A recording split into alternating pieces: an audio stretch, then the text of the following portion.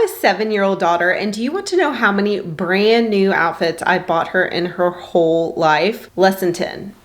I could probably count it on one hand. Yeah, the rest have been hand-me-downs from friends and family, and not only has it saved me hundreds of dollars, but it's also taught me that most of the things we think we need to buy, we really don't. So in today's video, I'm gonna share 12 more things that I've stopped buying that I don't buy that help me save money and simplify life, because some of these things are small and some of these things are a little controversial, but all of them save me money. Let me know in the comments which ones you do and which ones you disagree with and think are a waste of time. Number one is cable TV, and this is something that people have been cutting for years. We cut it years ago. Instead, we actually rotate between just 1 or 2 streaming services at one time, and then we cancel the rest. We will go from Netflix to Peacock to Hulu to Disney Plus, but we never have all of them at the same time because those all add up to the same price as what cable TV used to be. And honestly, having just one saves me also from the endless decision fatigue of scrolling through 200 different shows that I'll never watch, and it lets my kids be very simply able to pick something because they can only watch Disney Plus, for example. So going from cable TV or 20 different streaming services to just one has really simplified life and made it so much cheaper. The second thing is what I mentioned in the intro, and that is kids' clothing. Kids outgrow clothes faster than you can even blink. It is crazy. And we're lucky to have a circle of friends and family who pass clothes down, and we pass ours on to the next person, and it's been amazing. In 7 years, I've only bought my daughter a handful of outfits, and that was just because I wanted to for specific events. She's still dressed, she's in cute clothes, and we've saved a fortune on clothing thanks to doing this. And while everyone doesn't have the same circle, you can create this in your own life by finding people with kids maybe a little older than you. Maybe you have friends at school, friends at church, friends at the gym that have kids. You can offer up this as an idea, and honestly, it's such a great cost saver. And the funny thing is, some of the clothes we've been passed on, we've had so many that we don't even wear them. My kids don't wear them. We just pass them on to the next person. The next thing that we do not buy any longer is single-use kitchen gadgets, because I still have a drawer full of random single-use tools that I've gotten for gifts or bought myself, like avocado slicers, apple cores, things that I thought would make my life easier. When they don't, they just take up space, and I use just a regular knife and I keep it really simple. So now I stick to multi-purpose tools, and I just don't buy or ask for single-use kitchen items. It's just simpler all around. It saves space, it saves money, and honestly, those things are gonna end up in a landfill one day, and I feel bad about it.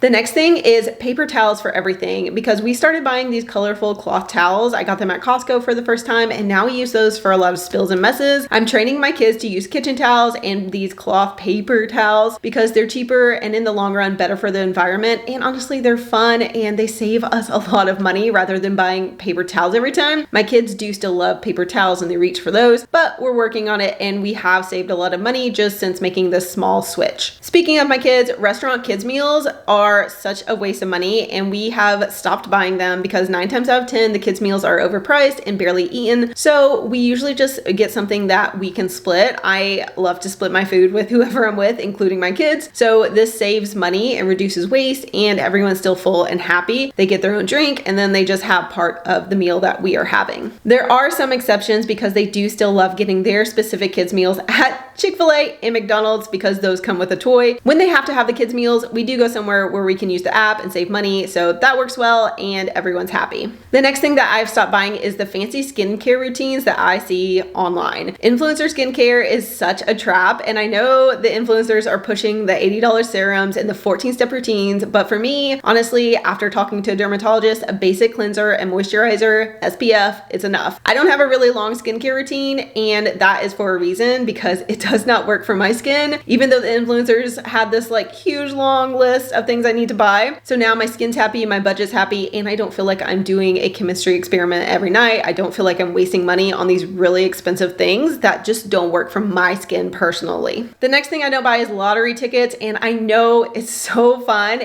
to dream about winning the lottery and someone just won $1 billion. But the math is really brutal on lottery tickets. The odds are basically zero, and I'd rather put that money towards savings or investing where I actually have a shot at building wealth and having that money become something bigger in the end. And let's be honest, the real winner of the lottery is the IRS. They get the most money, they get the biggest payoff, and I guess good for them and funding the government because they are getting a big chunk of that money. So it's really not worth buying those tickets, even though it's so fun to dream about winning. The next thing I no longer buy is the newest iPhone because phones do not change that much year to year. I actually still have an iPhone 14 and I use it for content creation even though it's not the latest model. My sister-in-law asked if I had the latest one recently because she assumed I did because I'm a content creator and I film on my phone, but I don't. I still have the 14 and I hang on to my phone until it's actually necessary to upgrade. So I wait until there's a huge change in the cameras or in some sort of software, but there's really been nothing that has made me want to change, and I still have the 14 and I plan to keep it until it's on its last legs and I break it, and then we will upgrade. But if it's not broke, don't change it, don't fix it, don't spend more money for no real reason. The next thing we are not buying is bottled water because every single person in my family has a reusable water bottle.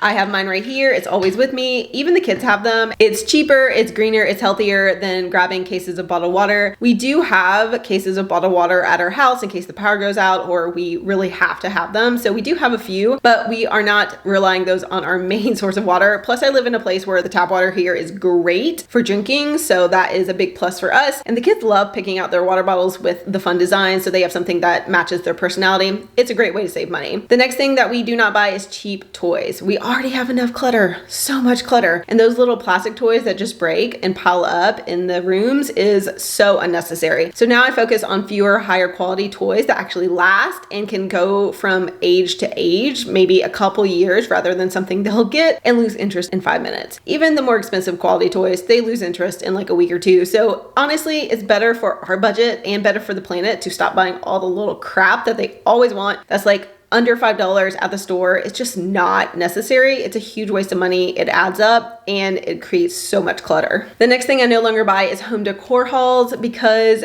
honestly, when we moved into our new house, I was so tempted to go spend like $10,000 on decor and furniture and make everything look beautiful and Pinterest perfect. It's really, really tempting, especially when you have a new house, to do this. But instead, I've spent less than $400 so far, and I'm decorating slowly and intentionally. I actually have a space where we need chairs, and I haven't bought them because it just hasn't been the right fit yet. And it feels better to slowly do this. And the way that you do it with intention can take longer, but you will get better deals, you will spend less money, and your bank account will thank you. I know mine will. The next thing I no longer buy is full price books because I love reading, and I love my kids are starting to read. It's so fun. Reading is honestly one of the things that I've carried with me from my childhood to adulthood. I love books, but I just can't pay full price for them. Between libraries, used bookstores, and Kindle deals, there's really no shortage of cheaper ways to read and to get books for sale. We also have a ton of little free libraries in our neighborhood, so we can just walk to different ones and trade out books. So the books we have, we can give to someone else. We can get a new book, bring it home. It's free, it's fun. There's so many ways to find books and ways to read without spending any money. There's really no reason to pay full price for books. Even when you want to support an author, honestly, you can do it in a frugal way instead.